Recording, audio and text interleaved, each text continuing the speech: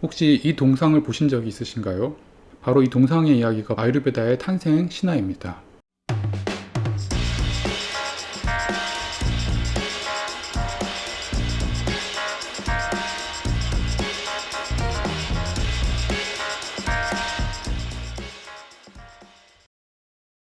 안녕하세요. 아유르베다 스토리입니다.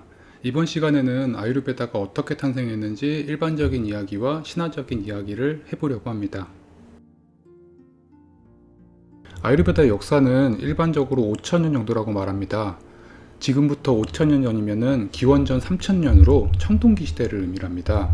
저도 처음에 이 말을 듣고 나서 청동기 시대에 무슨 의학 시스템이 탄생할 수 있냐라고 생각했습니다.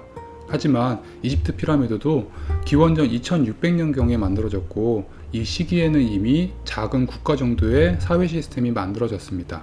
박물관에서 보던 동굴에 사는 원시인들의 시대가 아니라는 거죠. 기원전 3000년 전 인도 지역에서는 4대 문명 중의 하나인 인더스 문명이 발생을 했습니다. 그리고 그 문명의 탄생과 함께 아유르베다도 시작됐습니다. 일부의 학자들의 경우 아유르베다의 시작을 그 이전으로 주장하기도 합니다. 그 이유는 다음과 같습니다. 모든 인류는 자연을 관찰하면서 지식을 얻곤 했습니다. 의학 지식의 경우도 그랬는데요. 예를 들어 집에서 키우던 가축이 아파서 특정 풀을 찾아 먹는다던가, 상처가 난 동물이 어떤 풀밭에서 몸을 비비는 것을 인간이 우선 관찰하게 됩니다. 그리고 누군가 그것을 실제로 임상에 적용해보고 효과가 있는 것을 확인하게 되는 거죠. 즉 인도 지역의 인류는 처음부터 자연을 통해서 의학 지식을 습득했고, 그것이 바로 아유르베다의 기원이라고 이야기하는 것입니다. 그러니 문명이 발생하기 전부터 아유르베다가 존재했다고 주장하는 것이죠. 하지만 이때의 지식은 매우 산발적이고 개인적인 것에 한정되어 있습니다.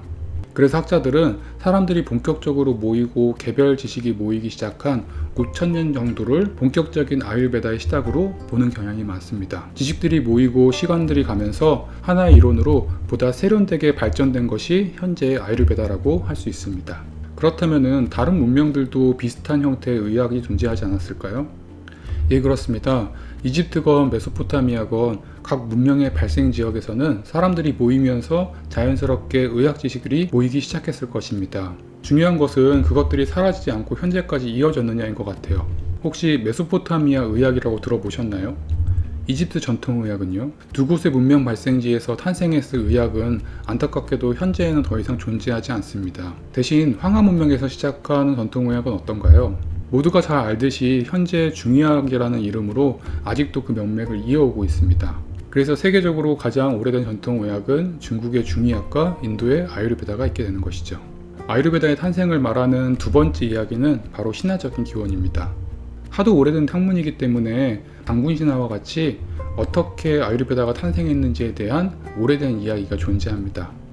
혹시 이 동상을 보신 적이 있으신가요? 방콕에 여행을 가신 분들이라면 공항에서 꼭 한 번쯤을 보셨을 듯한 동상인데요. 바로 이 동상의 이야기가 아유르베다의 탄생 신화입니다. 이 이야기를 산스크리트어로 사무드라 만탄이라고 말하는데요. 사무드라는 바다를, 만탄은 뒤섞다라는 의미를 가지고 있어서 바다를 뒤섞는 이야기를 뜻합니다. 먼 옛날 신과 악마가 싸우는 시기가 있었는데요.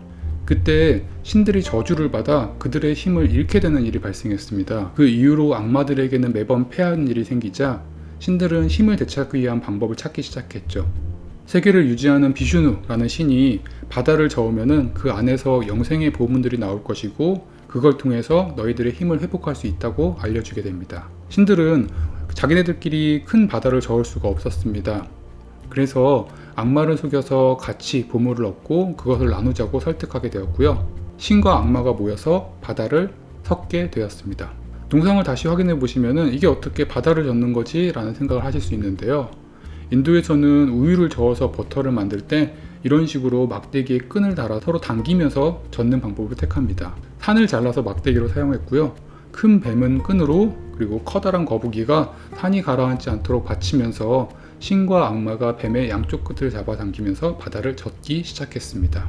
한참을 바다를 젓자 세상을 멸할 독에서부터 약초들, 그리고 귀한 보석들, 여신들이 튀어나오기 시작했습니다.